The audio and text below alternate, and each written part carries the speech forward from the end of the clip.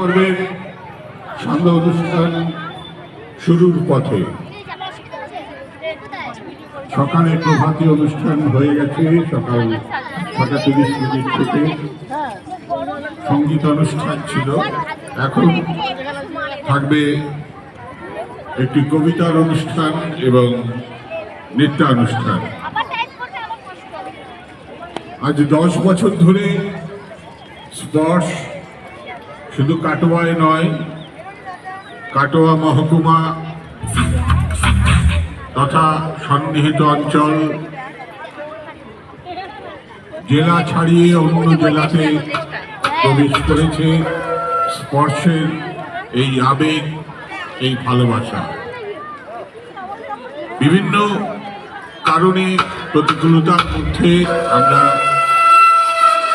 সময়ে বসন্ত আনতে পারিনি।